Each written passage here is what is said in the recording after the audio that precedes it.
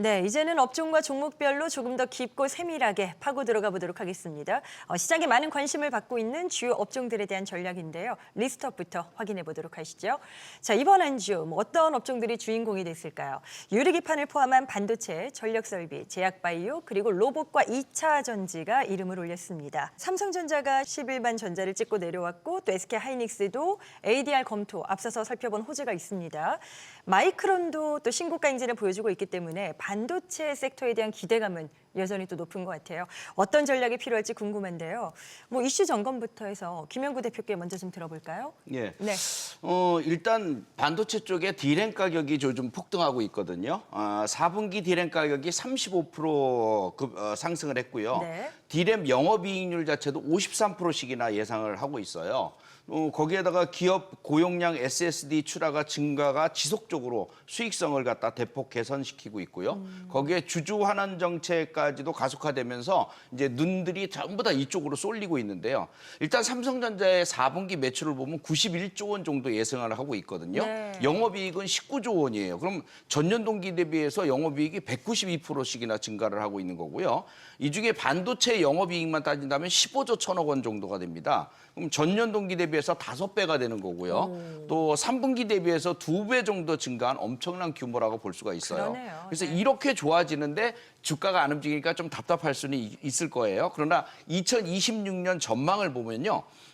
범용 메모리 가격 상승으로 인해서 분기에 20조 원, 연간 100조 원 이상의 영업이익률을 갖다가 달성할 가능성이 높아졌어요. 그래서 거기에다가 또 변수가 하나 있는데 HBM4 요거 품질 테스트 통과로 인해서 26년에는 완전히 대규모 수주가 이루어질 것으로 예상이 되거든요. 네네. 그럼 이제 가즈아 쪽으로 갈 수밖에 없는 그런 유형이라고 보여집니다. 아니 그런데 SK하이닉스가 지금 투자 경고 종목으로 이제 지정이 되면서 게다가 주가가 이제 변동성을 좀 보여주다 보니까 이 부분은 괜찮을까 걱정되실 법도 합니다.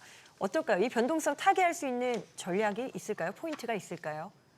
네, 지금 이제 투자 경고 종목으로 이제 지정이 된 부분들이 시장에서 좀 얘기가 나오고 있는데 이것은 자세한 내용은 굳이 말씀 안 드려도 아실 거고요. 네. 아무튼 이제 한국거래소의 그 빠른 제도 개선이 좀 필요한 상황인데 지금 일부의 그 언론 뉴스들을 보면요, 11일 그 투자 경고 종목 지정이 주가 하락과 좀 관련이 있는 것처럼 나오기도 하던데요.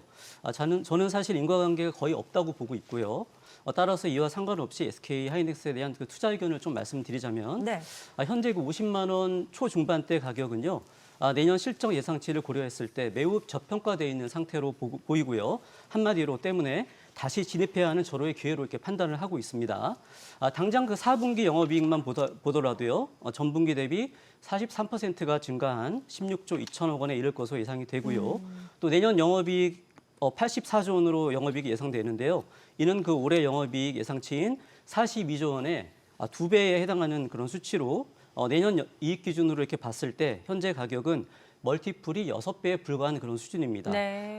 멀티플을 예를 들어서 이제 10배 정도만 평균 적용하더라도 목표 주가는 90만 원 이상은 되어야 한다고 보고 있고요. 따라서 내년 이익 전망치가 조금 흔들린다고 하더라도 지금 현재 주가는 크게 저평가돼 있는 그런 부분이라는 분명한 그런 사실입니다.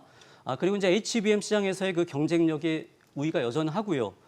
또한 그 D램이라든지 랜드 등 레거시 반도체 가격 상승에 따른 수익성 증가 등과 함께 자사주에 대한 아까 말씀하셨지만 그 미증시 상장 추진 등 이 기업 가치 제고를 위한 다양한 방안을 검토 중에 있다라는 부분, 이런 부분들까지 이제 더해서 볼 때는요. 당장은 좀 숨고르기가 이어진다고 하더라도요. 조만간 다시 11월의 고점인 64만 6천 원을 넘어서서 신고가 랠리를 기대해봐도 좋을 것 같습니다. 네, 유리기판 쪽도 반도체 소부장 관련해서 알아보도록 하겠습니다. 삼성전자가 유리기판 사업 확대에 이제 속도를 낸다. 이런 재료 때문에 관련주들이 또 두각을 나타내고 있어요.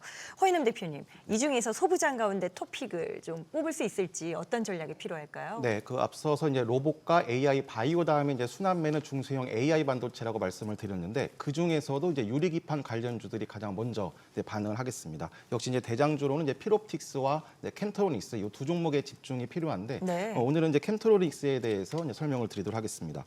캠트로닉스는 유리기판 양산을 위한 유리 간통 전극인 TGV 공정 기술 개발에 이제 최근에 박차를 가하고 있습니다. 올해 말 글로벌 고객사에 이제 시제품을 이제 공급하기 시작할 예정이고 내년 말부터 27년부터는 이제 본격적인 양산까지 이제 목표를 두고 있습니다. 특히 최근에 삼성전기가 캠트로닉스를 전략적 파트너로 선정하면서 추가적으로 조인트 벤처 설립까지 이제 추진하고 있습니다. 이게 유리기판의 어떤 주도주 역할을 하고 있습니다. 캠트로닉스는 이제 이미 그 10월 24일 33,000원 추천 후에 45,000원까지 이제 급등이 나왔는데 이제 9월과 10월에 그 중소형 AI 반도체의 1파동 랠리에 상승이 나왔다고 보시면 되겠습니다. 네. 11월 전체적인 이제 지수 급락구가 이제 조정 2파동을 나온 후에 지금 이번 주 다시 한번 이제 상승 추세 전환을 알리고 있습니다. 다시 이제 비중을 집중하고 재확대해야 되는 그런 타점이라고 보시면 되겠습니다. 32,500원부터 이제 3만 원, 그러니까 3만 원 초반에서는 이제 매집을 통해서 1차 반등 시세인 전고점 37,500원부터 4만 원까지의 이제 반등 시세를 보시면 되겠습니다. 네, 반도체를 두루 살펴봤는데요. 다음 섹터가 바로 전력 설비입니다. 이게 반도체가 움직이면 또 커플링 되는 쪽의 섹터기도 하죠. 조용하지만 강하게 지금 전고점 부근까지 다 올라온 상황인데 이동우 대표님, 혹시나 내가 전력기기를 탈 수 있는 마지막 탑승 기회가 아닐까 뭐 이렇게 생각하시는 분도 계실까 봐 어떨까요? 지금 뭐 투자 포인트를 잡아본다면 어떤 의견 주시겠어요? AI 거품론이 일고 있는 부분이 이제 확실히 돈이 따라주느냐의 문제인데 AI 전력 설비주들은 지금 실적이 우상향을 하고 있는 점은 분명한 사실이기 때문에 뭐 기존 보유자뿐만 아니라 신규 진입도 해야 되는 시점으로 좀 보여집니다. 네. 금리 인하 스탠스 유지가 이제 가장 큰데요. AI 인프라 투자도 다시 활기를 찾을 것으로 지금 예상이 되고 있는 상태고요. 실제 시장이 흔들리고 올라올 때 가장 덜 빠지고 가장 먼저 신고가를 돌파한 업종들이 주도주일 가능성이 높다라는 얘기를 자주 드리는데요. 현재 전력 설비주들이 최근에 올라오는 속도가 굉장히 빠릅니다. LS 일렉트릭이 사상 최고가 대비해서 5% 정도 내외로 차이가 나지 않고요.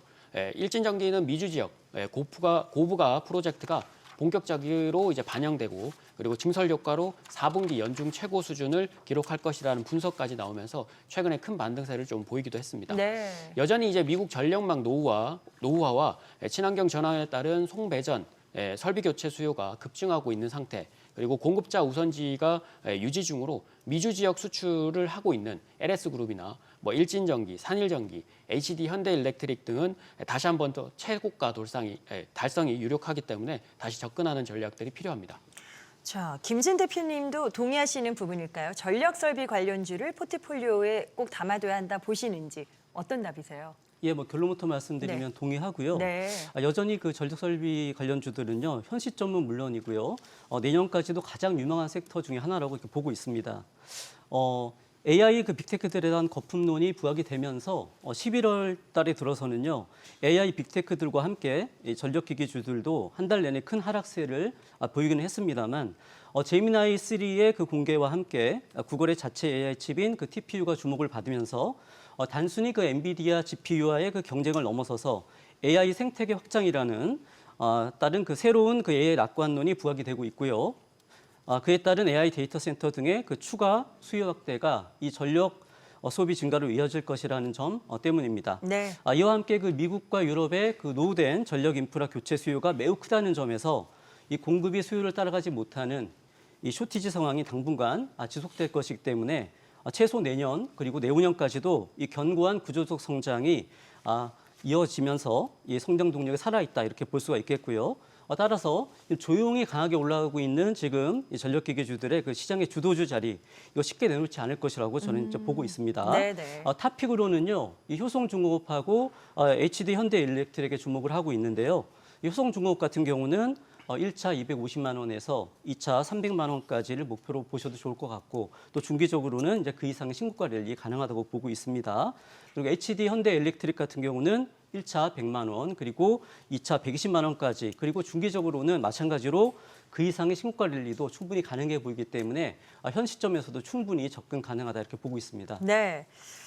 미 연준이 금리를 내렸습니다. 자, 저희가 다음 섹터로 볼 게 이제 제약바이오, 의료 AI까지 좀 묶어서 보려고 하는데요.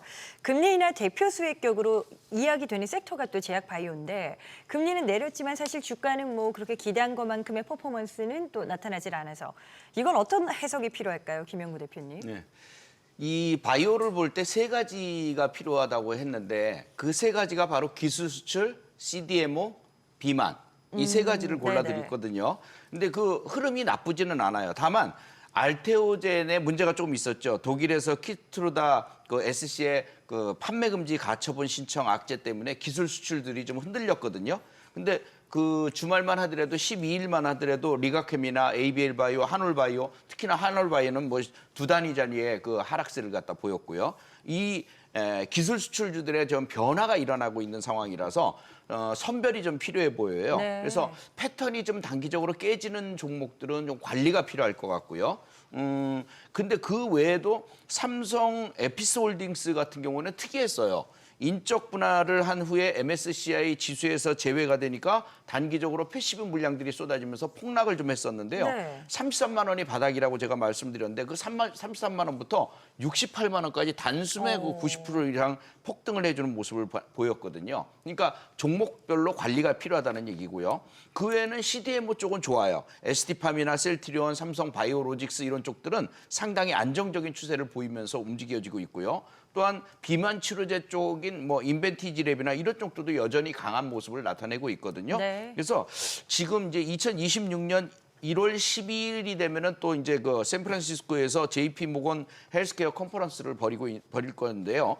호재성 재료들이 있는 종목들은 분명히 상존하고 있고 거기에서 또 기술 수출이나 그 외의 것들이 성사가 되면서 패턴이 다 살아나는 종목들이 생길 것이니까 네네. 이 세 업종, 그러니까 세 섹터를 신경 써서 보시면 될 것 같습니다. 지금 뭐 시기적으로 제약바이오 쪽에 대한 궁금증이 좀 높으실 것 같아서 몇 분께 더 의견을 좀 여쭤보도록 하겠습니다. 뭐 이동우 대표님도 일전에 이제 제약바이오 섹터 긍정적으로 뷰를 보여주셨으니까 지금 뭐 의견 수정은 없으시죠? 계속 괜찮을까요? 네, 아직 한 달 정도는 더 오를 수 있다고 지난번에도 말씀드렸는데 네. 예, 그건 유효합니다.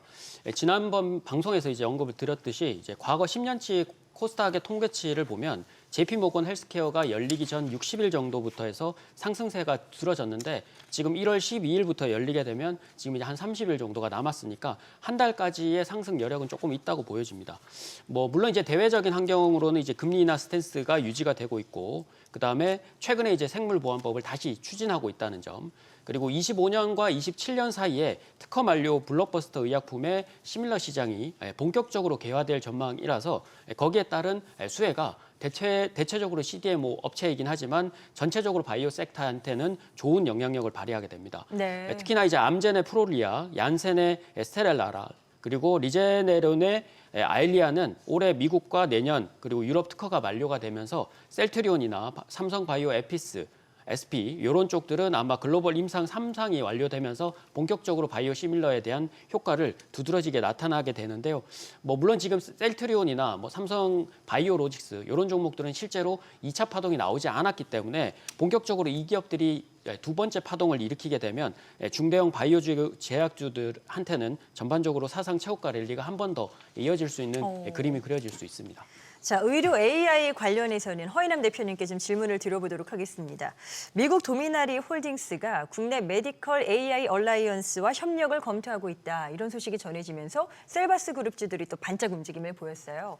이런 재료는 단기 모멘텀에 그칠 것으로 봐야 되는 건지 아니면 뭔가 구조적 변화를 좀 줄 것으로 그런 포인트로 잡아야 되는 건지 어떤 시각이 더 맞다 보세요? 네, 일단 AI 바이오 쪽은 계속 좀 집중이 필요하겠습니다. 그 앞서 김영구 대표님이 말씀하신 것처럼 그 지난주 알테오젠과 이제 이번 주 한올 바이오 파마 노이즈 때문에 미국 추가 금리 인하에도 불구하고 시총 상위 중심 제약 바이오, 즉 수급으로 움직이는 종목군들이 이번 주 좀 많이 급락하는 분위기였습니다. 네. 하지만 이제 이런 모멘텀을 형성하고 있는 이제 AI 바이오라든가 이제 의료기기 종목군들, 그러니까 즉 주도주로 형성하고 있는 그래피, 뭐 이뮤논시아, 뉴로핏, 로키드 헬스케어는 여전히 견고한 상승 추세를 지금 지속하고 있습니다. 모멘텀은 크게 세 가지로 요약을 할 수가 있겠는데 역시 첫 번째로는 이제 오픈 AI, 뭐 마이크로소프트, 이제 구글, 아마존 등 이런 빅테크들이 뭐 로봇과 반도체에 이어서 헬스케어 분야로까지 진출을 본격화하겠다. 이런 모멘텀이 이제 첫 번째이고 네. 역시 이제 두 번째로는 국내 정부도 한국형 메이오 클리닉을 구축하겠다 이런 계획까지 발표하면서